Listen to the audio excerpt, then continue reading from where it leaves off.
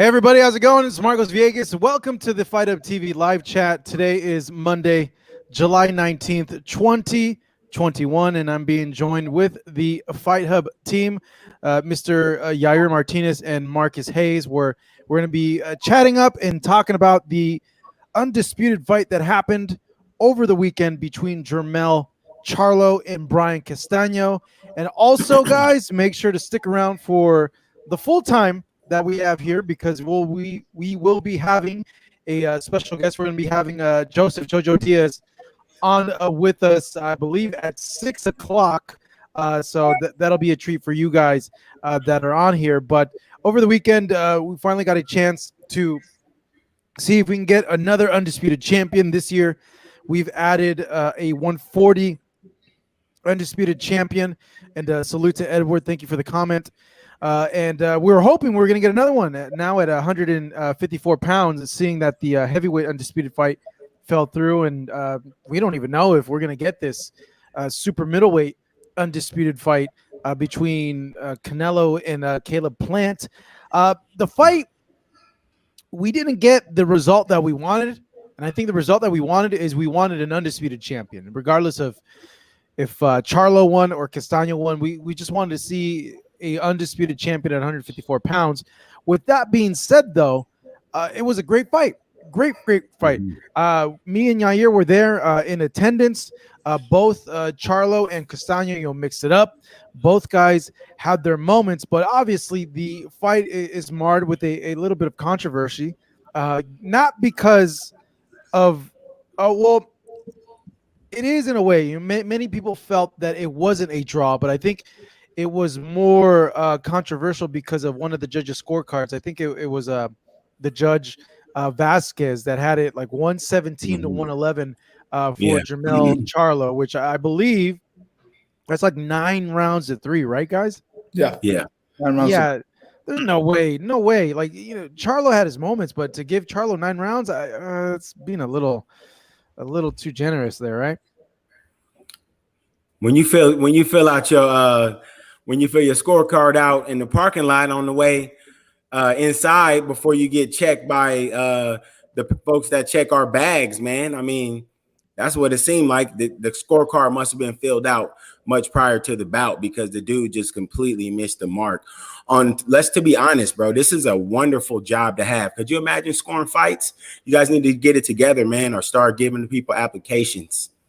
Yeah, and even at the post-fight press conference, we asked, actually, we didn't even ask. Charlo brought it up. Jermell brought it up, and he said, like, yeah, that 117, 111 scorecard is a little wide. I thought it was a lot closer.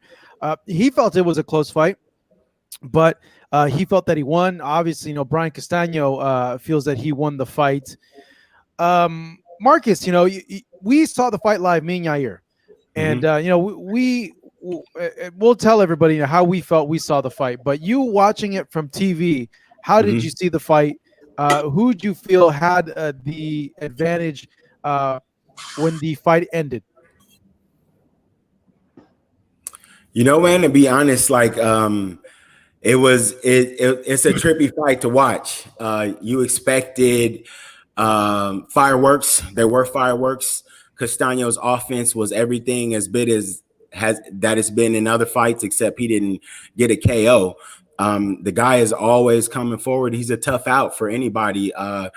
We probably expected a little bit more out of Jermell, but if you look at Jermell, historically, Jermell's offense is usually about somewhere around 82% to the head, and he's throwing in the high teens to the body. To beat a guy like Castano, you got to go to the body with the stabbing jabs and the right hands and the hooks underneath. He didn't throw any of those. What he did throw, he landed. He didn't throw enough to keep him off of him. Yeah, and that's the other thing. I was thinking about Jermell's past 2 fights, and they were not past 3, because the last one was with Rosario, and then the other ones were the 2 fights with Harrison. And in the Harrison fights, he was behind a little bit, and then he came back and ended up getting the knockout. And I kind of felt like this was kind of going that way, where he was behind, and then he stunned Castano on various occasions. I just felt that it was too little, too late.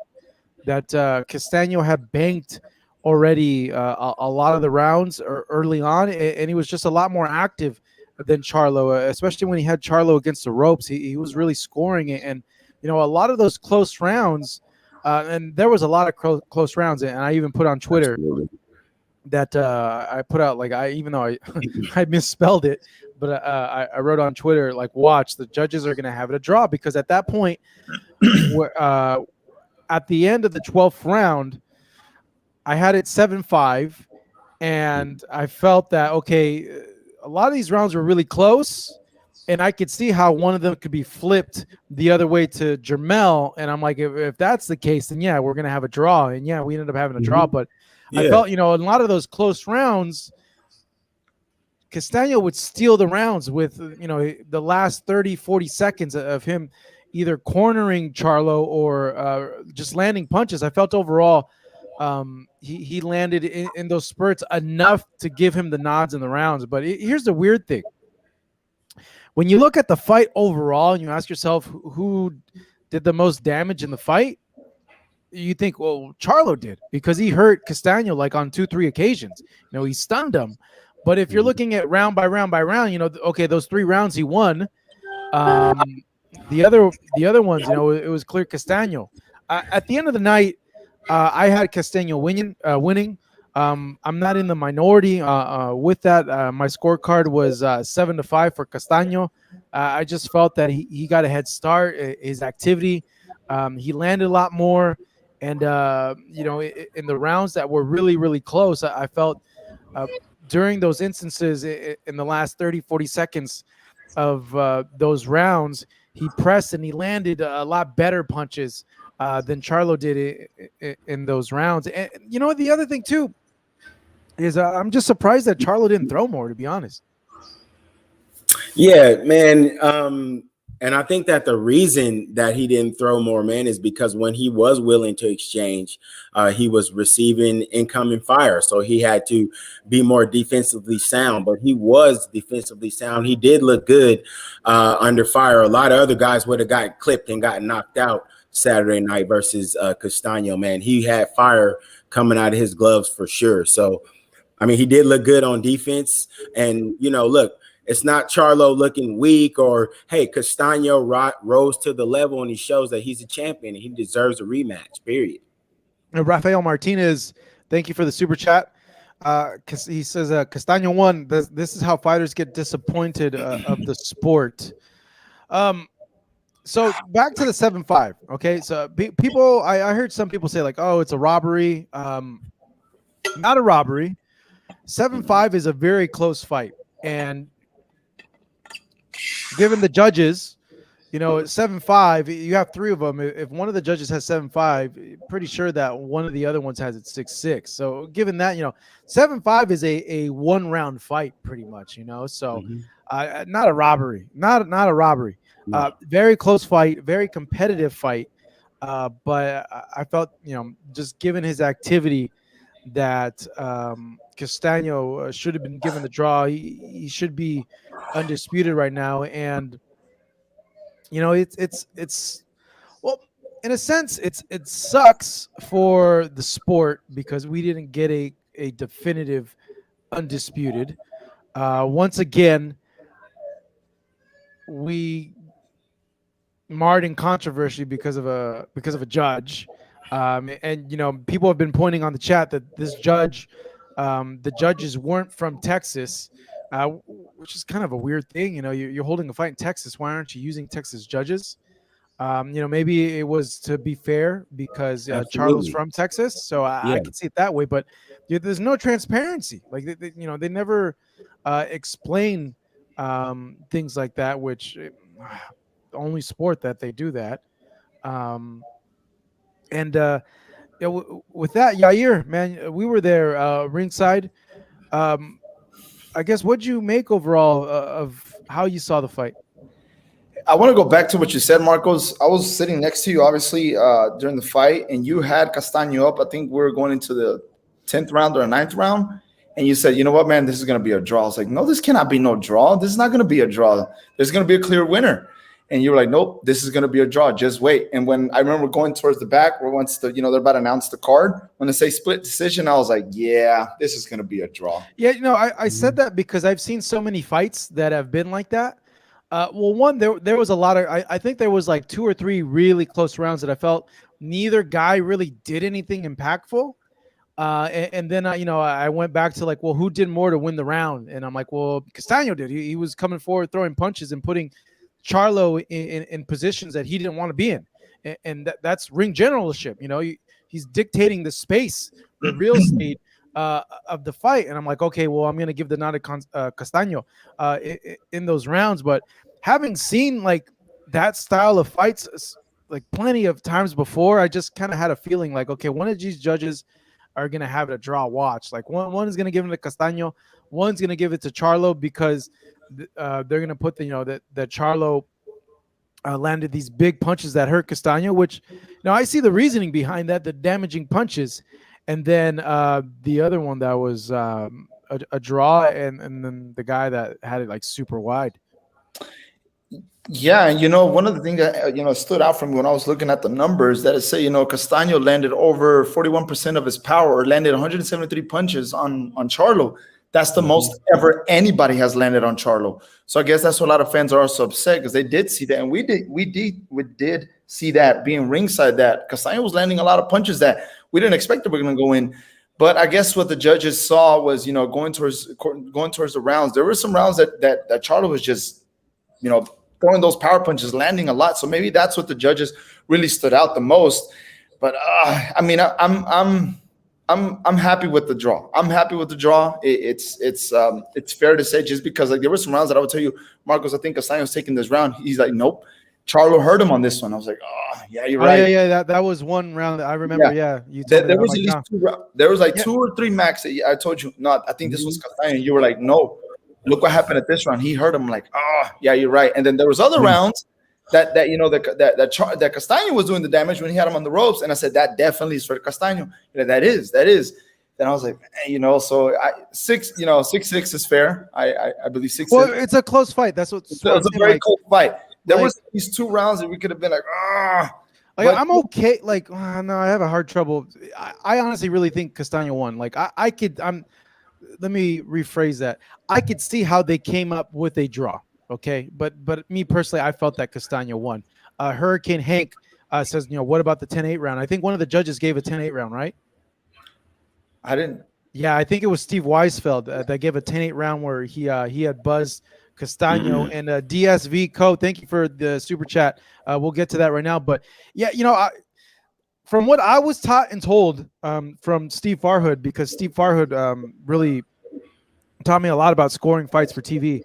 You can score a 10-8 round where there is no knockdown, but it has to be such a dominant beatdown of the opponent where he's staggering multiple times, and that guy is just getting the absolute dog crap beat out of them, that you have to give it a 10-8 round. But if that's not happening and there's no knockdown, you don't give you can, but you'll be chastised for it. Just like you can give a 10-10 round. But yeah, I don't, Castano was buzzed in those instances, but I don't see how the judge, I could be wrong. I had read that it was Steve Weisfeld that gave the 10-8, but I don't know how you can give it 10-8 given that. I didn't think he was getting a wallop to be able to go ahead and quantify a 10-8 round. DSV gave Charlo 1, 2, 5, 9, 10, 11, and 12. That's 7 rounds to 5. I felt he won the last 3, and then because he hurt Castano in the 10th, and then he hurt Castano again, I believe it would have been the 5th. But I felt the other rounds, that was 3, 4, maybe round 1 I would have. I don't know. I got to go back to my Twitter, but yeah, I only gave him 5 rounds in the fight. There's another super chat here. 5 and 9 swing rounds. Yeah, there you go. I felt that. Yeah, there could have been a swing round, because there was one round where I was like, I had it even, and I was like, shoot, who do I give this round to? And then that's when I fought back Okay, well, who did more to win the round? And you're going to get a lot of instances in those, and I get those instances too. When I'm scoring on TV, is where not a lot happens. They landed the same amount of punches. There's nothing really significant or really attention grabbing that landed. There's nothing in particular damaging wise that landed. So then you got to go to the other criteria that these judges go to give that round when something like that happens.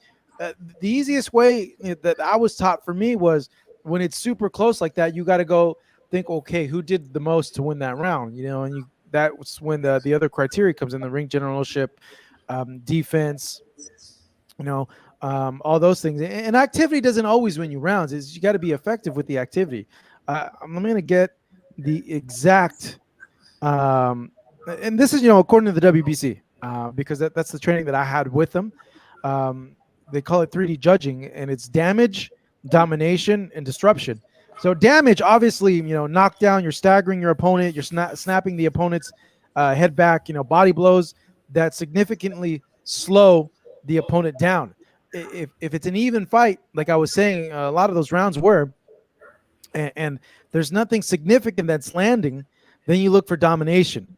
Distinct advantage in punches landed. That's a big thing. If you land more punches than your opponent, 9 times out of 10, you're going to win the round. Unless, they're like pitter-pat shots, which you got to make a choice if those pitter-pat shots quantify the guy winning the round as opposed to the other guy landing big, hard, damaging punches. So distinct advantage in punches landed, repeatedly initiates the action, repeatedly lands punches first and last in exchanges. After that, disruption, counter punches, punches that make the opponent hold, grab, punches that force rivals into defensive positions. Disruption, ring generalship, cornering the guy or cutting the ring off or putting him in a position where they don't want to be, where you could see the other fighter is putting him in that position. Every round is a fight. Every boxer's priority is to stop your opponent from punching you. Hit and don't get hit. And the biggest thing with the judges, and we've discussed this time and time again on the live chat, guys, the main point of a fight is to hurt your opponent, and that's what these judges are looking at. They're looking at blows that are hurting your opponent. So, a lot of the times when we get a guy like Deontay Wilder, there was rounds there that the judges gave him against, I believe, Luis Ortiz. And I knew what they were looking at. And I knew, okay, I know why they gave him this round, because they're looking at how damaging the punches are from Wilder.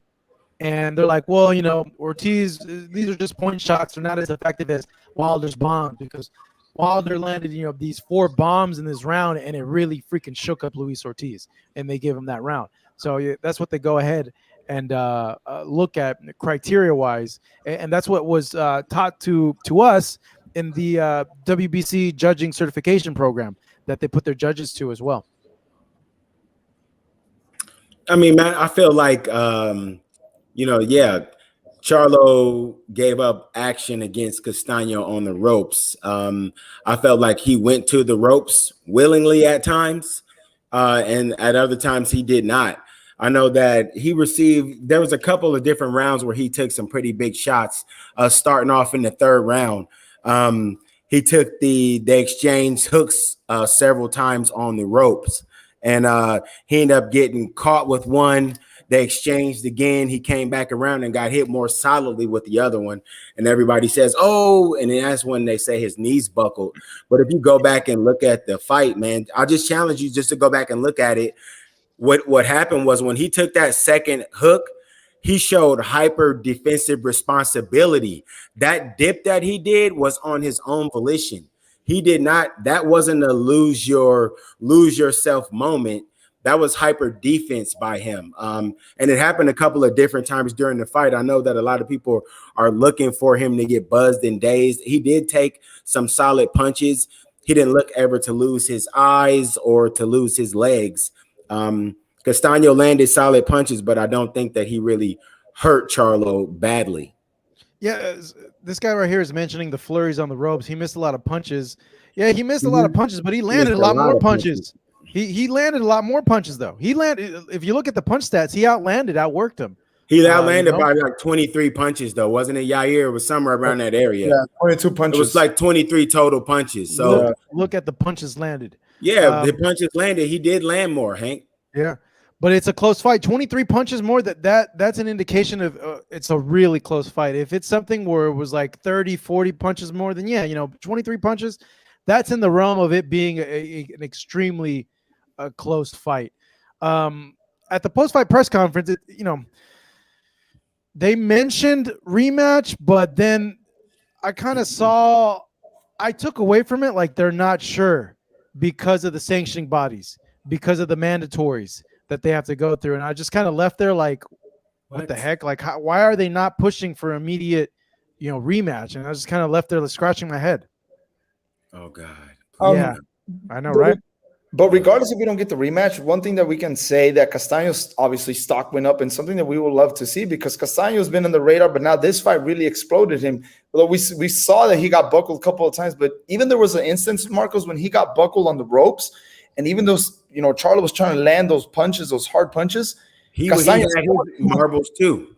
Yeah, and he would still try to catch him, like you said, Marcus, like with a hook. And I believe that Castano, even though if possibly, I hope we do get the the rematch. But if he doesn't, I think any fight he'll be in will be a must-watch attraction. And Marcos can tell you that even after the fight, when we were talking to fighters and reporters, Castano, there was fans waiting for him, like almost in every section, right, Marcos? Like there was just fans. Oh no, this fight definitely made Castano's stock go up big time, like big time. Big so time. There was fans like along his side that stayed. At least the fight was over, like what I forgot at any time, but people stayed over about 45 minutes just to, and they were treating him like, he was the winner. A lot of them were treating him like a winner. And even speaking with his brother, his wife, and his dad, they were like, nope, we won. We're happy. Okay, yeah, there was a draw, but we know that we won. And this just, elevated him a little bit more. Well, it certainly elevated him a lot. And regardless, it got him more fans. That's for sure. It got him a lot more fans. More raza, right? There was Mexicans there. There was few Argentinians, but those few Argentinians that were there were loud. Oh, they're always loud, bro. They're always loud. They were loud. They were intimidated. They were, even during the weigh-in, they were loud. They were making sure that they would try to get the Charlo, unfocused. But yeah, what an amazing fight! What an amazing fight we were gifted. And to the boxing gods, please let this happen before the year ends. Please let this happen. Yeah, we shall see, right?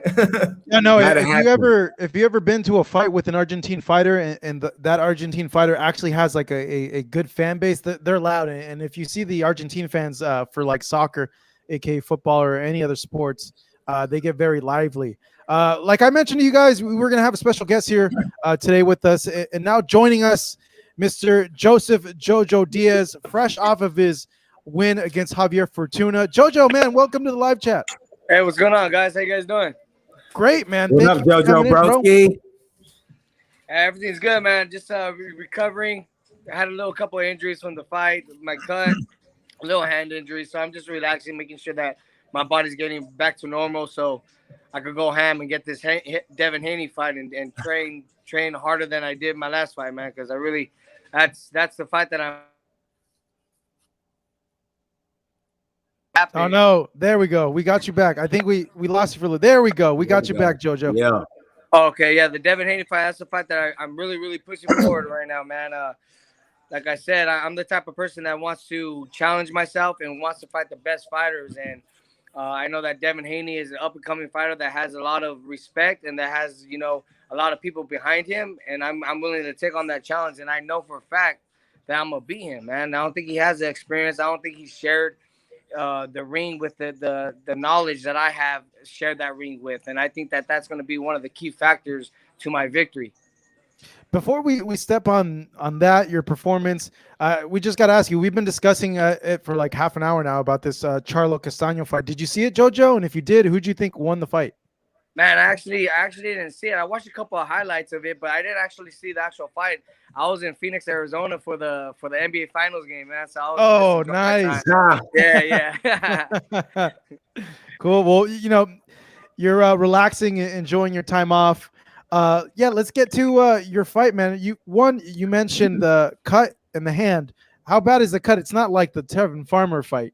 Nah. The cut, it's from the cut from the Tevin Farmer fight, Oh, but it is. but it just cut like a little bit on the outside of it. So I only had to get 3 to 4 stitches done on it, not too much. The Tevin Farmer fight, man, I had like 18 stitches on there. This one is nothing bad. They said that they're gonna pull it out this week, the stitches, and that it should heal like within 3 months. And the hand, I see it is a little. Your knuckle looks swollen as hell. What happened to your hand? Yeah, it's I messed it up in the 6th round, man. It's basically my whole hand. So it's like on the top part, and it's my knuckle. But that fucking Javier Fantuna, man, he had a big ass head, dude. It was pretty hard. I was hitting him with some shots too, and I know that I was rattling him. But one time I shot a shot, and I thought I was gonna hit him in the temple. But he's pretty smart, and he's an experienced fighter. So when I threw the shot, he ducked down so I could hit him on his forehead. And I hit his forehead, and that's when I really felt the injury. Wow. You overall, man, I guess, how did you feel at 135, man? Because, looking at you at the weigh-in and looking at you at the fight as well, I felt like you look a lot more solid, dude. Like way more stronger at 135. Yep. Man, dude, I feel incredible at 135. I think it's because my body is just naturally filled out already. My whole entire career, I try to make 122. Then I fought at 126, and then I went to 130. But man, I've been fighting at that weight since I was 16, 17 years old, all the way until the Olympic days, man. So I think me going up in weight just benefited my body, because not only was it growing and it was maturing, it was able to fill out in all the right places that I needed it to fill out. So at 130, it was still difficult for me to make the weight. I think I could still make 130 if depending on the fight, but at 135, man, I feel like that's my natural weight, because I am a husky guy. I walk around about like 150, 153 just normally without dieting and stuff like that. So I want to make sure that I maintain that weight. And when I'm in camp, I want to make sure that I'm not dropping that much weight, because that right there takes a really, really serious toll and effect inside the fight. So I want to make sure that I have the full on energy and I had the power. These guys can't hurt me, man, at 135. I know for a fact they can't, because I've been sparring bigger guys my whole entire life, and I've already felt a lot of power that my body's already accustomed to and already used to. So I feel like the power and my strength is there, but also my conditioning and my overwhelmingness. I think that actually is going to be a real beneficial factor for me at 135 pounds, because I feel like the guys are not going to be able to keep up with my tempo.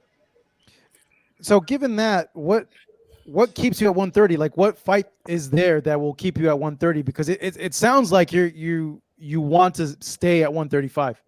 I do want to stay at 135, but the only fights that I'll accept at 130 is Oscar Valdez and Jermell Herring. Those are the only fights that I'll accept at 130. I wouldn't move down for any other fight. I feel like Rakimov, I beat Rakimov already. I just didn't make the weight. I feel like I won that fight. Even with my body being depleted, I feel like I still did enough and did the job that I had to do to win the fight. I was 90 more cleaner shots, so I feel like a rematch with him is not even important to me and in my career. I want to get the bigger fights as possible, so that way I could, excite the fans and give the fight fans what they want to see. And I think a fight with me and Oscar Valdez makes very, very good sense. I mean, that's an awesome fight with you and Oscar. Absolutely. Man, that's an awesome fight. I know. That's why, like, I'm really, I told MTK and stuff too that the only way I'll go back down if I get Oscar Valdez or Jermell Herring. I feel like those are the biggest fights at 130 pounds. And after that, then once I have a bout at 130 again, then I could go and challenge like Shakir Stevenson, and we could make something happen like that too, because I feel like those fights will be very beneficial for my career and for theirs as well. So it's all about just doing the right thing and networking and just making the right fights possible for my career right now. And I just think that right now I'm in a good place and in a good spot where I'm able to have multiple opportunities and multiple fights, like with Devin Haney, Gervonta Davis, Ryan Garcia, Oscar Valdez. Whatever guy is willing to step up and to fight me, I want to take the fight, man. I'm the type of person that's not going to back down from anybody. You mentioned Oscar Valdez, but after your fight and the interviews, I know Marcus was there and he spoke to you as well. You mentioned Devin. Obviously, your fight was to be the mandatory for Devin Haney. So is that the next most likely fight for you? Is to fight Devin Haney? Yeah, I mean, I'm hoping. I hear Devin Haney talking all this shit on social media, saying that he's gonna accept the fight and saying all this bullshit. But I really hope that he's really about it, man, because I already talked to my people to send that offer and to get the contract signed so we could, get the balls rolling. I already told them I'll agree to it. I'm willing to fight him. So now I'm just waiting for the contract from the MTK and from my people to send it out to Devin Haney's people, and hopefully we can get something locked in. But that is the fight that I'm really pushing for this next one, man, because I feel like it's the perfect opportunity, and it's the perfect timing for both of our careers, for my career and for Devin Haney's career, man. He's been fighting good, not elite fighters. The only elite fighter that I think he's fought is Horlinares. Gamboa's already washed up, and Gamboa gave him a little bit of trouble. But I think that Horlinares was an elite fighter that he finally got some recognition and got some exposure and got that experience that he needs. But now it's about, all right, are you really about that? Are you really a good fighter and stuff like that? And I feel like a person like myself is going to take him to that point and going to give him that challenge and going to make him, think a lot more inside that ring than just thinking it's easy in there and stuff. I'm going to have it's going to be like a chess match in there, man. I'm going to make him think, and I'm going to take him to places that he's never been, both physically and mentally. Yeah, curious. What was your takeaway from his fight with Jorge? Because a lot of people felt that Jorge exposed him. Nah, I don't think he exposed him. I just think that he got caught with a good shot. He was hurt. I think Horlinares, man, fucked up on the opportunity and didn't take advantage of the opportunity. Once you have a guy hurt, man, you got to just go and tee off, man. You fucked what the ref's saying. Go and just hit him and make sure that brain is still like rattled and you're not thinking straight. That's what you had to do. And I feel like Devin Haney did a tremendous job by outboxing him, using his distance, keeping him on the inside, smothering him, and then fighting on the outside again. I thought he did a tremendous job until that point, but he still did good as well because he was able to adapt and he was able to overcome that. I just think that Horlinares was a little not inexperienced, but didn't take advantage of the opportunity where he probably could have got Devin Haney out of there. Because Devin Haney was shook, man. He was out of it for about from that 10th round all the way to the end of the fight. It looked like he wasn't there anymore. Like his mind wasn't there and everything. But I just think that Horlinares just didn't let go. I don't know if he blew his load or just didn't have any more gas in the tank. But it was just, man, if he just would have just threw a little more combinations right there at the end, man, he would have got him out of there, I think. And Jojo, let me ask you a question in particular, right? I got a chance I just actually, about an hour and a half ago, I got off the phone with your strength and conditioning coach, Daryl Hudson. Yeah. Daryl and I talk from time to time. We met at the fight that night a couple of weeks ago. He told me, he said that number one, he wanted you to trust your conditioning a lot more. And he also let me know that you guys have actually started game planning about the next camp, that he only allows you to take about 2 weeks off and then he keeps you right. Oh yeah, absolutely. Even my last fight, after the Rock'em fight, me and Daryl, we just planned it, man, because that was just like a nightmare for me, bro. Like everything that happened, getting fined $150,000, losing my title on the scale, man. It was just like I was in a bad place, man. But I knew that I had to just stay strong, and I knew that there was going to be another opportunity to come if I just stayed strong and kept working. So I trust him. Me and Daryl, we've been way back, man. He's been training me since I was 17 years old. So wow. I told him everything what's going on.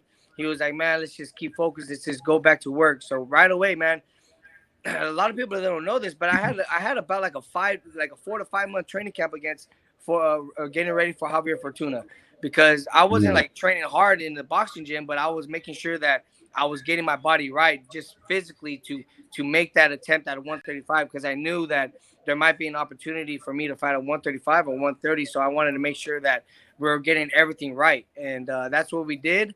And everything went good. And now we're doing the exact same thing. We know that these next few fights are going to be the biggest fights of my career. Javier Fortuna was my biggest fight to date after the Tevin Farmer. But now after Javier Fortuna, if I get Devin Haney, man, that's going to be my biggest fight to date. After Devin Haney, I might get Gervonta Davis or Ryan Garcia. So that's going to be my biggest fight to date. So I know that this is the opportunity where I just got to grasp it and really like take advantage of my boxing career, and my life, by just being constantly that boxer and constantly having that mental aspect where I just got to bust my ass every fucking week, every day, making sure that I'm maintaining my weight, making sure that I'm getting smarter, making sure that I'm getting stronger, both physically and mentally. So that way, when I'm inside those rings with these tougher opponents, man, I'm going to be the best that I possibly can be that night and put on a great performance. You alluded to it, Jojo, just now, but well, actually, you alluded to two things. One is what's spurring you wanting to get these fights now at this point of your career? Is it because you just became a dad and it put a lot of things in perspective for you, or do you feel like now is like the time is right? Like, what's spurring this now? I think it's a little bit of both, man. I just think that my son definitely has a lot to do with my mental aspect and my motivation to be the best fighter that I possibly can be. But also, man, like I just been thinking about it just recently. Like, damn, man, I'm literally living my dream. Like ever since I was 12 years old, I've always dreamt about fighting on big stages. I always dreamt about being a champion. I always dreamt about these big opportunities that are actually happening for myself. So that right there gives me that joy, and that right there gives me that motivation. And to even know that I'm only 28 years old and I'm at my physical and mental prime right now, where I feel like I'm unstoppable in that ring. I feel like nobody could beat me when I'm at my best. When I'm like very, very focused and very determined, I feel like nobody could beat me. And that right there is giving me the motivation to just challenge these fighters, these up and coming fighters, are these fighters that people say that are going to be the next time greats. Because at the end of the day, my legacy means a lot to me as well, and I want to make sure that I go down in the history books, in the boxing history books, as one of the best fighters that has ever fought and that has challenged all the best fighters in his era. And the other thing, Jojo, you mentioned it also, and I've actually, been wanting to ask you about it, and you just answer however much you want to answer. But like, what has been going on the past few months, bro? Because you've mentioned it in multiple interviews, like it just wasn't good stuff like happening in your life. Like, what the hell happened? Man, it was a lot of just bullshit, bro. Like just it was mostly had to do with my management, man, my ex management. Yeah, Ralph. Ralph already, yeah. They Yeah. ended up, taking me to. I ended up just finding out that they're pieces of shits, bro. That they're just fucking Wow. asshole guys that were just taking my money and that were using my success to better them and to put them in the spotlights. And man, even like some of my fights, I had my family, literally my family, my mom and my dad. They were and not my dad because my dad's my trainer, but my family, my sisters and everybody, they would sit like on the 15th to 14th row, and Ralph and like all his people would be like right in the first row. And like Oh wow. in this fight, after I got him out of there, man, all my family was in the first row supporting me and stuff like that. So I just felt like they were just taking like full advantage of me. You get me? And when I was in that point, I was just like really, really depressed, and I felt like I was stuck, and I felt like I couldn't actually be the person that I wanted to be and be the fighter that I wanted to be, because these guys, they wanted me to be a certain way and to act a certain way and to follow their path, instead of letting me just be who I want to be and letting me guide and letting me do the career and letting me be responsible of my career and stuff. And it got deep, man. It got deep where I ended up paying Ralph about like 26 or $27,000 to get my Lexus. I paid him that, and I told him after my next fight I was gonna pay him the rest, because I think the Lexus was like 43 bands or something. So I told him I was gonna pay him the rest after that. Then we ended up getting into the arbitration, because I ended up signing an advisory deal with MTK. That is nothing. That is not wrong at all. That is not illegal at all. I could have my own lawyers. I could have my own advisory people. That those people are gonna help me better myself and better my career and give me opportunities outside of my boxing careers to make my boxing career popping. I mean, but Ralph didn't understand that. He just thought that he wanted to be greedy, and the management that I was with, they just wanted to be greedy and keep everything in house. I feel like so. They ended up getting butthurt. They ended up repoing my car. I didn't even have a car for about 2 weeks. I didn't even have a car for about 2 weeks because they repoed my car. I couldn't go to the gym. I couldn't work out. So there was just a lot of unnecessary bullshit, man. They started putting my personal life out in the public, where I feel like people shouldn't even know about boxers' personal lives. That is personal. Like, as long as I'm doing like my thing inside the ring and I'm training and stuff like that, then that's all that matters. But people don't need to be knowing what I'm actually doing outside of the ring. Only if I want to share that information, and for them to actually, put that information out there about me, man. Like, just trying to slander my name and try to bring my name down and try to just ruin my career. It just really hit me, bro. Like, I was pissed and I was mad, man. But I wanted to do something about it. But I knew that the better thing to do is just to better myself and just to keep it pushing. Because if I let these guys get to me, and if I go a certain way, then they're gonna be like, yeah, see, I told you so. Yeah, see, I told you so. And I'm the type of person that wants to prove people wrong. I want to prove doubters wrong. That's what motivates me. That's what keeps me strong, and that's what keeps me going. So I ended up just avoiding it. I ended up hiring lawyers, and we ended up beating the case, man. We got him out of there. So that right there was a major impact in my happiness too, knowing that now at this time of my career, the most important time of my career, I'm able to make the most money that I possibly can for myself and for my son Zenith without having any middleman, taking extra money from me. So you said you beat the case. What did the judge say? And how was the It was ruling? arbitration. So Yeah. we went to arbitration. The commission, they ended up saying that it was just over. That our relationship is over because it was toxic. And what Ralph was saying about me and stuff like that, I told him, like, if this motherfucker really thinks I'm like that, then why do you still want to sign? Like, why do you still want to keep me and stuff? Because they still wanted to keep me before they could collect the money. I was like, dude, if you guys honestly think I'm such a bad person, or if I'm this and that and stuff like that, then why are you guys even having me still? You guys should just get me out of there. Like, it's all good. So the commission ended up seeing that. They ended up they ended up agreeing to having them get out of the contract. We ended up getting out of the contract, but my last fight with Javier Fortuna, I still had to make a payment to them just to finally. That's it. Like, we're completely done now. So I give them a payment, and now we're completely done. It's over, and now when I get these bigger fights, everything's gonna just be for myself now. Dang, how did they end up taking your car, bro? It's fucking bullshit, man. Because the thing was. I was on the name, but he was the main person on the name. He put himself as the main person on the name. So when I fucking dude, it was crazy because I literally woke up, got ready for the gym and shit like that, and I walked down the house. I don't even know how he found out where I lived and stuff. He must have found out by somebody or looked it up or some shit, because I don't even know how he found out where I lived. So I ended up walking down the house. I opened the door, my car wasn't there, and I was like, "What the fuck?" I was like, "Damn, somebody robbed me." So I ended up calling the cops right away. I was like, "Yo, like, somebody stole my shit." Whoop de whoop. And then they ended up saying that no, like, they repoed it, like the owner of their car got a repo. Wow. I was like, "What are you talking about? Like, I'm the owner of the car. Like, I paid cash for that and stuff like that." They're like, "Nope." The owner said that they had to take it and stuff like that. So I was like, "Man, that's some bullshit." So the thing is, the arbitration is already over, but now we're gonna take them to federal court and make sure that I get all my money back, and make sure that all the money that they have took from me from my whole career and stuff like that, I want to make sure that I get back. Wow, that's crazy. See, all Crazy. that I didn't know all that, man. Just I just know that you and them went back since the beginning. Yeah, man. And the sad thing is, bro, is like, I honestly really trusted these people, man. I always gave them the benefit of the doubt.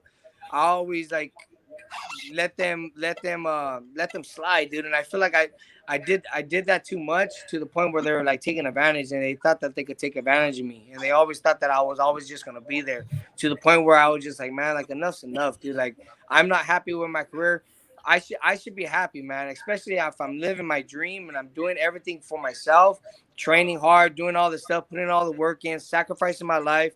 Like, at the end of the day, I should be the one happy. I should be the one feeling joy and feeling happiness. And I wasn't, man. That for about like 6 or 7 years, I was unhappy, dude. But I finally, it just finally hit me, man. And I was like, man, I got to make a change, dude. So I ended up just finally just making the change. And damn, man, it was the best decision that I ever made in my life, because I feel like if I wouldn't have made that change, I honestly don't know where I would be right now, man. I honestly really don't, because I don't know if these guys would be getting me the big fights that I have been pushing for and that I have been demanding and been putting on social media. I don't think that they would have. They even had a hard time getting me the Tevin Farmer fight, but I was being so forceful with Golden Boy and Ralph, where I made that happen for myself. And I was very, very fortunate that I was blessed by God and just by the opportunity where I was able to do that. But if I feel like if I still had him to this day, man, I don't think I would have got the Javier Fortuna fight. That's for sure. I don't think that fight would have happened. So at this point, everything else is good now. Like I noticed, because I went and saw, you have a lot more closer of a circle now as compared to before. Oh, absolutely, man. Everything, the vision is more clearer now to me. I already know exactly everything that I've been through in my life. I feel like it was just challenges, but it was also learning experience for me, man. I just knew that I had to go through that hands on. I can't let people tell me what to go through. I had to feel the emotions, and I had to go through it, man, in order for me to be a stronger person and a stronger being, both physically and mentally, because now I'm more aware of who I bring around with me. And now I feel like I'm more in charge of my life, and I'm more in charge of my career, where I'm like in charge of everything. I'm in charge of my team. I'm in charge of my people, making sure that they're on me, making sure that they're keeping me positive, making sure that this and that, instead of all this other stuff. So everything is now like extremely, extremely tight in my career, where, man, I'm just extremely, extremely happy. I'm very fortunate that I brought in my friend Julio Robles. He's the new guy that I brought into the team, where he's been pushing me. And usually back then, I used to just work out by myself all the time. And when you work out by yourself, it kind of gets boring. Like, you don't motivate you have to. It's hard to get that motivation, because you're just working out by yourself. Yeah. But now that I brought this guy in, he's running with me. He's putting in the work. He's making sure that if I call him at 1:00 in the morning and go running, he's there at my house. We go running, we do 5 miles and stuff like that. So it's always good to have that guy. And he's now that my dad's getting older, he's gonna start like doing the mitts, making sure that he's energized, so I could get the full rounds that I really need. So everything has just been going great now, man. I'm extremely excited. I'm extremely happy, and I just can't wait until this next fight, man, because I feel like my career is just barely getting started now, and the fights that I'm going to be bringing and the excitement that I'm going to be bringing to the fight fans and to the boxing world, I just feel like it's going to be amazing just for the sport of boxing. So this fight with Devin, man, what happens? How do you match up with Devin? Let us know. How do you see him, and how do you see yourself in that? Devin, don't get me wrong, he's a hell of a fighter, man. He's a great boxer, but I don't want to give out my game plan or anything. No. Just I just know that I have a bigger heart, and I have a stronger will than him. And I'm gonna take him to a place that he's never been. He's never witnessed or never been through anything that I've been through in my life. I feel like he's made it the easy way to his success, and I feel like I made it the hard way. I've been through a lot of stuff, both physically and mentally, where I have a bigger heart, and I'm gonna take it to him, and I'm gonna make sure that he feels my pain going into the fight and inside the fight. And I'm gonna punish him, man. I'm gonna make sure that he knows that there's different levels to this shit. Mm-hmm. Do you feel that when you say different levels, what makes you feel that he's not at the level of you? He don't have the heart. You don't have the heart. I feel like if you would get cut or if you would get hurt, he would back away. I'm the type of person that if I have a cut, I block all that shit out, man, because I turn into a different animal when I'm inside that ring, man. I'm just locked in, and I'm focused, and I don't let nothing fear me. And I feel like that right there, I'm fearless, and I feel like that right there is going to be one of the key factors for my success with Devin, because no matter what he's bringing to the table, no matter what he's throwing at me, no matter what he's going to try to hit me with, if he's going to try to throw that stick jab to the body, I'm going to keep on coming. I'm going to keep on coming for 12 rounds, nonstop pressure, nonstop body shots, nonstop headshots. I'm going to put it on him. I'm going to put it on him, and we're going to see who breaks first.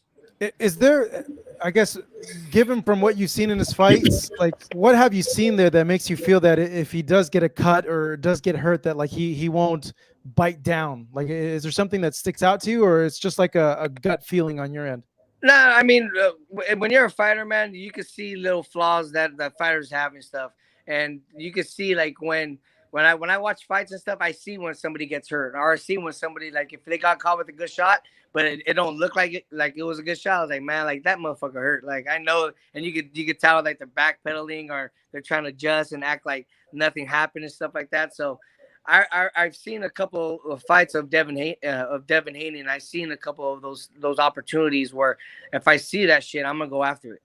Man, that's a great fight, right, guys? Like, I'd love to see him and Devin, and I think it makes sense too. You know, given like you won your fight and you're the mandatory, you're supposed to be fighting Devin, but I think two young guys in their primes. You've fought some of like probably like one of the hardest guys of the past few years in Gary Russell, and you learned a lot from that fight. And, Devin's, been stepping it up little by little. That's a tremendous fight. I really hope that Golden Boy is able to get it, though. I heard something that like Devin's like a free agent now or something like that, right? Yeah, he's a free agent, and I already told Oscar De La Hoya. Oscar De La Hoya is all for it. I told my advisory people that they're all for it too. My team's all for it. So now the ball's just on Devin Haney's court if he's gonna accept the fight or not. I don't want to be playing these games either. I don't want to just be going back and forth like how him and Ryan been going and how him and like all these other fighters been going. Like, let's just make the fucking fight happen. Like, just get the contract, sign the contract, and let's get it going, man. Like, enough's enough. Enough talking is enough talking. Like, let's just get on in the ring already. When do you think the fight would happen? I would say it would happen most likely late November, early December, due to my hand injury and due to my cut. I want to make sure that I'm going in there 100%. I don't want to go in there having like something in the back of my mind where like, oh fuck, like I got to make sure I don't get hit with that shot because it's going to open up again, or I can't throw the shot because my hand hurts. I want to make sure that I'm 110% ready for this fight because it's the biggest fight of my career and it's the biggest fight of his career, and it's going to be a big fight for the boxing fans. So I want to make sure that I put on the best performance possible. So I think late November, early December, I'll be 100% and I'll be ready to go. So this is like 4 or 5 months, right? Yeah. 4 or 5 months. Jojo, Marcos touched on this earlier, but I wanted to ask you to elaborate.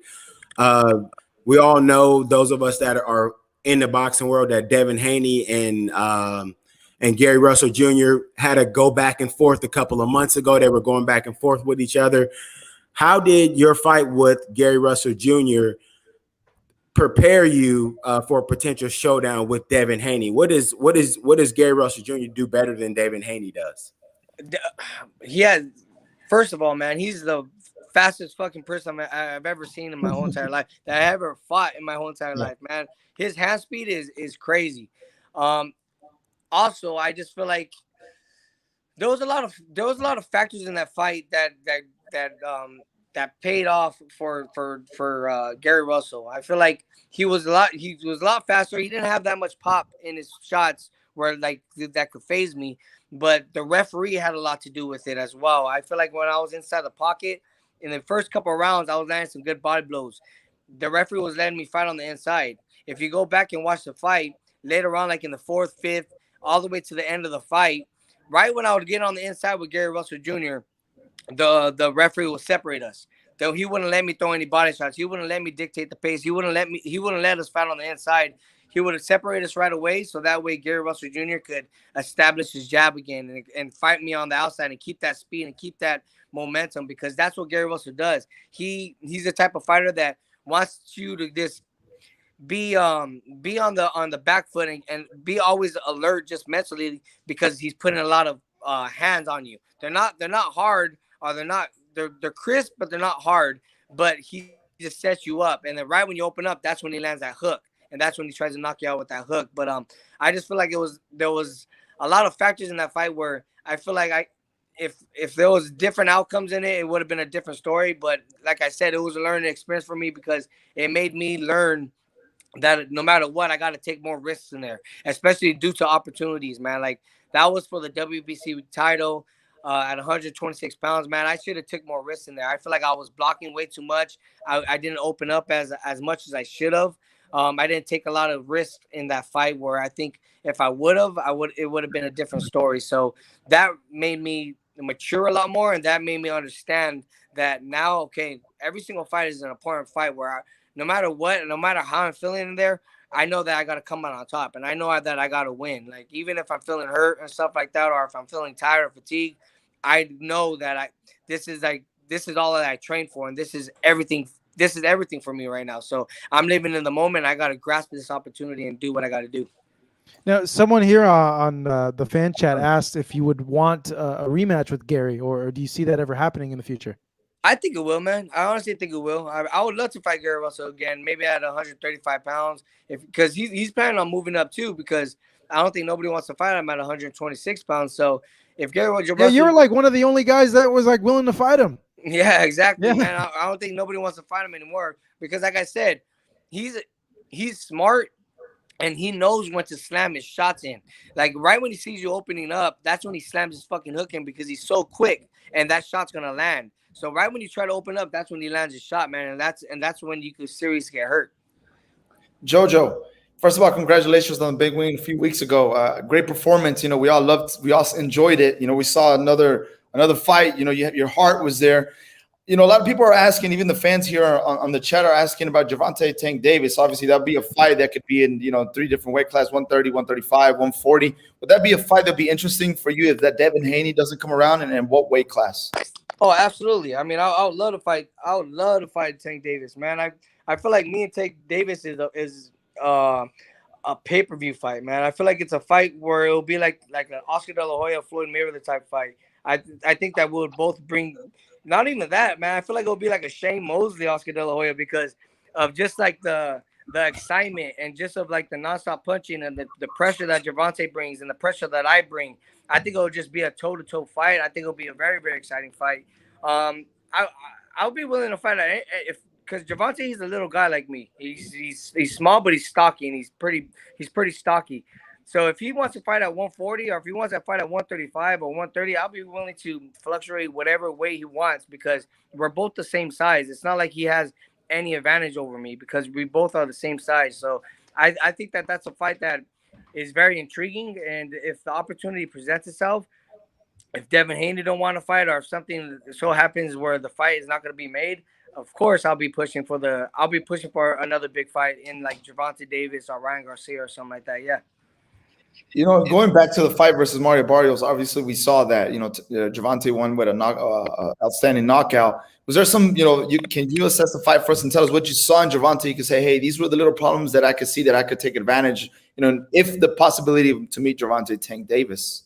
I think Barrios fought the wrong fight. I feel like Barrios started fighting on his back foot and started, walking backwards, and Gervonta Davis was applying pressure where he was able to get that distance. So Gervonta Davis would go in on the inside, Barrios would step back. Right when Barrios would step back, that's when Gervonta Davis would land his hard shots. Boom, boom, boom, because he was able to get his range and get his distance. I feel like if Barrios was a little smarter in there, instead of stepping on the back foot, I feel like he should have been on the inside and smothering him, hugging him, holding him in clinches, landing some body shots, breaking him down because he was the bigger guy in there. I just think that he just fought the wrong game plan.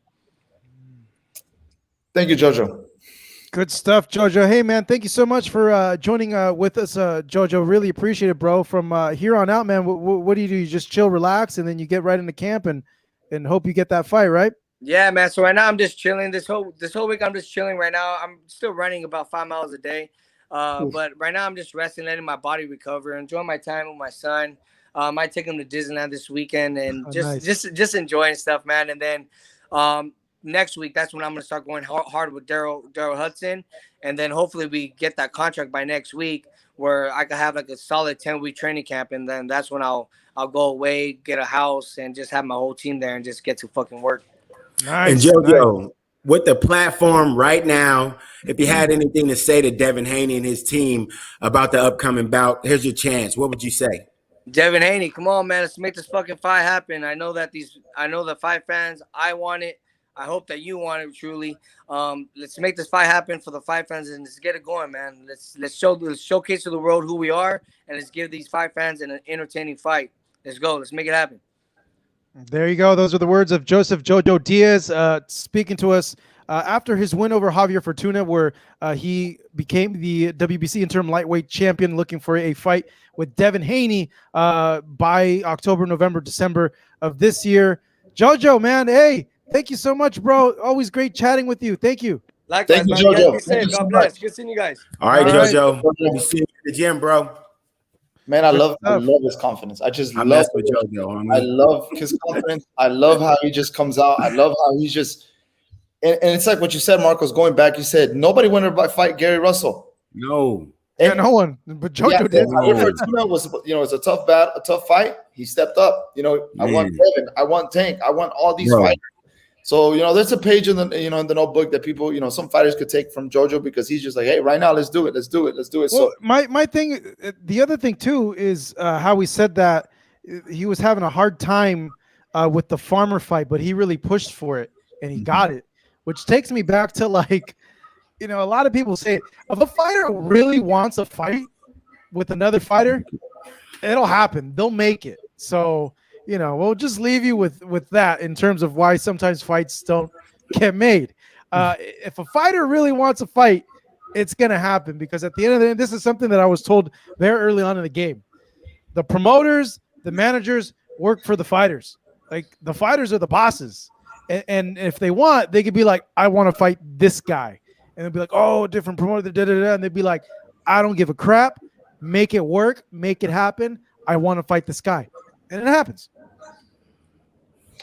and it's like what I said. wait, what's that? Hold on. What's that face, Marcus? I'm just saying, man. I mean, I get all of that, man. I get all of that, and it sounds great, man. But tell what's my boy who I love to death, man, Mikey Garcia, that they took 2 years out of Mikey Garcia's career or something like that on the whole. That was something different. That was him trying to get out of the contract and all that. But that's what I'm saying. I mean, the contractual, man, once you kind of web in with these guys, man, you're not your own boss, so to speak. It's only a couple fighters that are their own bosses. I think the best deal is to all the fighters are their own bosses, bro. I don't know about it, man. Yeah, no, it's just the promoters' unwillingness to face the other guys if they can make in-house money. It's been done. It's been done throughout freaking whole history of boxing. Absolutely. No. I'm wrong. I'm extremely wrong. Let me retract that statement. It's been done for like the last 20, 25 years. In boxing. That makes more sense. That makes more sense, especially when you start talking about Ali Frazier gating out $30 million and the fighters only splitting 5 of that $30 million, brother. That's unreal.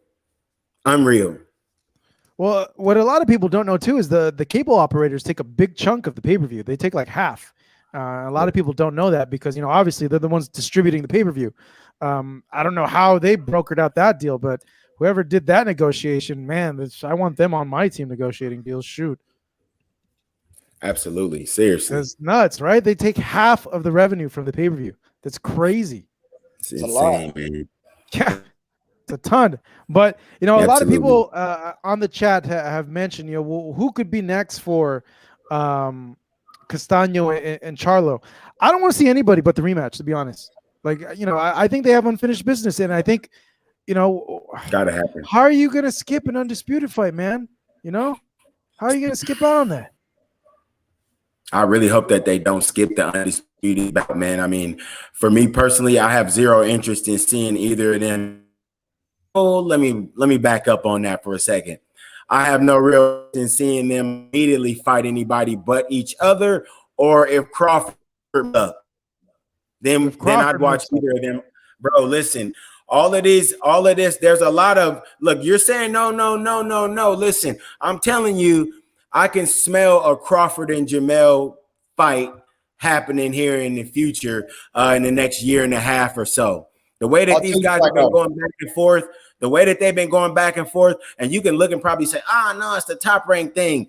I was listening to one of his guys talking on another program a couple of days ago, and it looks like they've got one more piece of business at Top Rank, and they're looking to drop that spade on the table and call everybody's bluff. So if you've been one of those people that's out there talking crazy about Terrence Crawford and ducking or being afraid and not wanting this and that, I think Crawford is getting ready to pull a lot of your cards, man, right out your back pocket. Well, hold up, Marcos. Dude, hold on. Terrence do. Crawford. No. I'm just saying. Terrence Crawford isn't scared to fight anybody. Like Absolutely people who say not. that are freaking crazy. Like this guy, Insane. like he's one. Yeah, he's mean. He's one of the few guys that Bro. like legit, like mean. Dude. Like he'll Dog, pull up when on you talk you, like about you know. in person, right? In person, I think that a lot of people don't get it, man. In person, the dude is dominant amongst his peers. In person, he's dominant, and he's given that rite of passage amongst his peers. Try it if you want to. Let me tell you why not yet he deserves that fight at 154. We asked that to Jermell Charlo during right after the press conference on Thursday, and we, possibility of that, or even Danny Garcia. And this is something that I love that he said, and I completely agree with him, and I back Charlo on this. He's like, okay, they're coming 154. Well, why doesn't Danny Garcia and Crawford prove to be at 154? Why do they need to come and fight me in my weight division? They need to prove to be here. Charlo said, I've proved to be in my division. They need to prove it. So yes, that fight makes sense, but not right now. Not at 154. Not right now. They haven't proved anything. Not anything to be at that division. That's what I love that Charlo said. And Well, Crawford, I understand that. Undisputed at 140, one of the top guys at 147. Dude, I'm sorry. When you're talking about Crawford, you're not talking about a regular fighter. I know. You're not talking about a regular fighter at all. One must pay specific attention when you start mentioning Terrence Crawford. Skill for skill, Terrence Crawford, anybody from 140, 154, you need to look out because you're on Terrence Crawford's radar, and he very well could beat you, period. And that goes for any of the champions out there, Castano and Charlo included. I don't disagree with anything you said. I know Crawford is like he's a prized possession. I don't disagree with that, but I don't agree that he deserves a fight right now, or at this moment, or later at 154. Just yet, I think he needs to little bit, pave that road, just how he did at 140 and 147. That's just my personal opinion. That's what I stand behind, and I loved when Charlo said this. Like, why? That's just my personal opinion. So I mean, Styles makes that fight would be outstanding. That fight could make huge numbers. It can, but not right now. I'm sorry, Marcus. I'm sorry. We're probably gonna hate each other for a couple minutes, but I still love you, broski. but the thing that we need to recognize is that Crawford's not just a run-of-the-mill guy. If Crawford was to move up and want to challenge his WBO constituent at the next level, he definitely should be able to do that. So that's Castano. So if he was to step up and to get a chance to lock horns with him, if they didn't want to run that right away, run it. I bet you Crawford would take that fight if it was presented to him. Yeah, any of the other fights at 154, like they're good fights. Like say, Castano goes into like a Tim Tszyu fight. Charlo goes and he fights some of the other guys again, or some of the other 154 pounders, even though he's like run through a majority of them. They're good fights, but because the way this fight ended, and it's because we get so rare chances of getting it undisputed, they got to do it. I don't see the reasoning as to why they wouldn't do it. It just doesn't make any sense to me. But that was my takeaway, where no one was really sure if it was going to happen again. Well, Castano was more sure about it. He was like, yeah, I want to do it any city, anywhere we want, because Castano proved himself that I can stand in there with the young or the watch. Hold on, Yair. I know people are going to take what I just said right now out of context. I got that feeling because of what I said earlier, because people mentioned, well, we're dealing with 4 sanctioning bodies. We got to see if they're going to put mandatories on us. And if they do, we got to go through with their mandatories. And if you know the sanctioning bodies, some of them will give you some leeway. The WBC will probably give you leeway. The WBA will probably give you leeway. WBO and IBF are pretty damn strict with their mandatories. With the IBF not messing around. If you don't fight your mandatory, they strip you. So that's one wrench in there of getting an immediate undisputed. Because if they're running it back, they should be able to run it right back. You would think so. That's what boxing wants, man. You would think the bodies they should run it back. You would think the sanctioning bodies, but you would think the sanctioning bodies would see that and be like, all right, well, If it was any other instance, if if it was some dumb, if it wasn't for Undisputed, yeah, but because it's for Undisputed, I would hope they would see that and be like, okay, no, we'll allow this again, settle it, get an Undisputed, The dark cloud that's going to be around this is just the politics that's going to take place if we don't have that Undisputed fight rematch. But they're both PBC fighters. There shouldn't be any politics. No, I know, but what I'm saying is, the sanctioning bodies, if something happens with that, that, like you said, the mandatory, if that gets into place, like you said, the two other organizations that you have, they're strict on the rules. That's what I'm trying to say, the dark cloud about it. So that's what I'm saying. But like I said before, please, the boxing gods, I'm praying, let's get that fight once again, because we emphasized it a lot, and a lot of fans emphasized it, a lot of reporters, a lot of experts emphasized it. We were extremely blessed to have an Undisputed fight this year. It's one of those that we rarely get. And it's like, if we don't get Canelo versus Caleb, what else Undisputed fight are we going to get this year, possibly next year? We don't get to see it. That definitely the fighter that wins that fight, that should have won this past Saturday, it's going to go down to the Hall of Fame. Just got a ticket right to the Hall of Fame right then and there. So hopefully, let's just pray and push for it. But we shall see. I don't have a good feeling as well. Marcos, just hearing the press conference, I just did. Yeah, I don't have a good feeling. I just don't have a good feeling. Sometimes, when say go with your gut, I was definitely going my gut on that. I was like, yeah, I don't. But I don't want to be negative, Nancy. I want to be positive, Patty. Do that, man, please. Who knows, man? Yeah. It's like I said, okay, if it doesn't happen, then they're gonna have to do some sort of mandatory. Because Jermell has 3 belts, he might be tied up for like another 6 to 8 months doing mandatories, and who knows what happens then. He may decide like, hey, you know what, I'm fed up with 154, I'm gonna move up to 160, or other things. Just say Castano fights and he decides to move up, even though I think he's a smaller guy even for 154 compared to Charlo and J-Rock and some of the guys, not all of them, but some of the guys. Yeah, he's a smaller 154. I thought there was going to be a huge size advantage when the weigh-in came in, or the press conference, and I was like, man, this is really not a huge size difference. But remember, Marcos, what I was telling you when we were watching the fight, and I said, man, if just a little bit more, if Castano was just a little bit the same height and or size of Charlo, this could have been a little bit more explosive fight, because if you notice, he couldn't really jab away. He had to come in with his vicious. He had to fight more in the inside, if I'm not mistaken. So that was just a slight disadvantage for Castano. But still, the dog came out of him, and we saw it. I mean, and as well, Charlo, I feel like Charlo was just being the smarter fighter, trying to be smart, and he knew what was coming up against him. But then again, I don't know. It's just, those were my takeaways for Saturday's fight. Yeah, also on the card was Rolly Romero. He fought, but he didn't get that great of a reception there in San Antonio. He got a lot of boos there in that crowd. I felt he fought like Rolly. Rolly's awkward, power punching guy. He's not going to look pretty, but he's going to get the job done. He's going to take you out of there, because every single punch that he throws is like a punch with bad intention. He's going in there to knock you out. Right. Marcos, could both of y'all want to ask? I want to ask the panel real quick. Could you agree with me that Rolly is more of a street fighter boxer in the ring? He's win by any means necessary. He's awkward, but his style is guy. It's more like a street fighter, because I would see him when he try to post up, and I'm like, bro, that's what you do in the hood. I was like, that's how you post up in the hood, But I mean, someone saying that Rolando is a young version of Ricardo Mayorga, and actually someone ringside did mention that.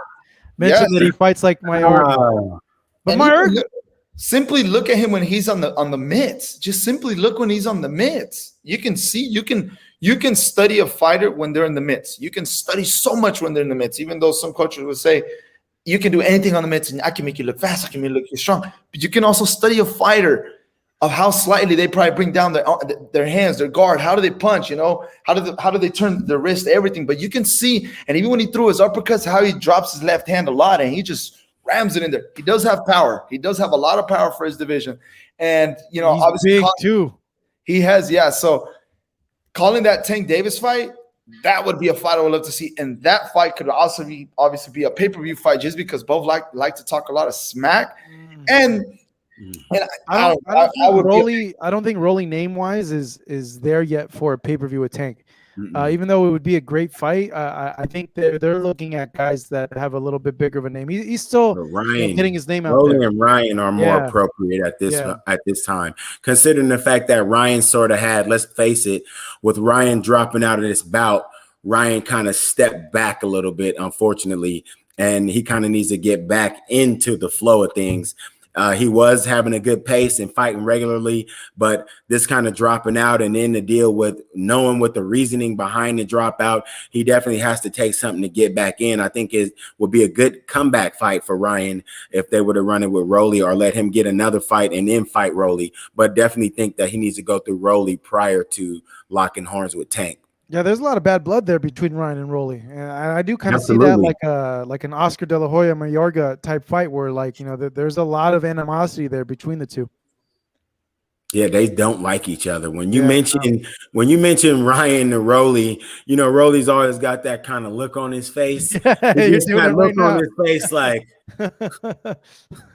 what are we talking about Ryan for? He does not like Ryan Garcia at all. You can tell just everything that you say about Ryan, he just sort of looks like, man, get away from me. So, and the same with Ryan.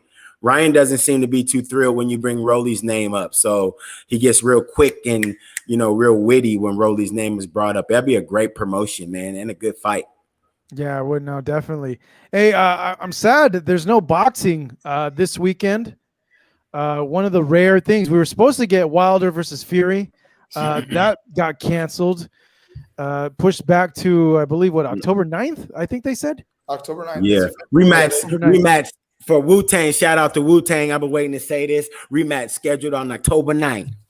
Hey, that's Wu-Tang. You got to go back and listen. But yes, there is boxing Friday and Saturday. We got fights on Friday and Saturday. What do we got on Friday? We've got Showtime, Showbox, man, the 20th year anniversary show for Showbox. Congratulations to Showbox, man. Congratulations on 20 years of great fights for us, bro. I'll be looking forward to celebrating that. The other thing too, I forgot about that. The bare knuckle fight. You got Paige and Rachel Ostrovich. Oh my god, dude, Rachel Ostrovich. Yeah, she's a babe and a half. Oh my goodness. Hey, you can't be talking like that. Don't you got a girlfriend, mate? I do, but hey, I could still admire women. Jeez, come on, man. Come on, dog. What the hell? You got documented, man. You got so much to learn, Marco. Call them out, bro. You can admire artwork and not, like she's a very beautiful woman. She's a babe, dude. So's Paige, but Rachel's a babe and a half. My goodness.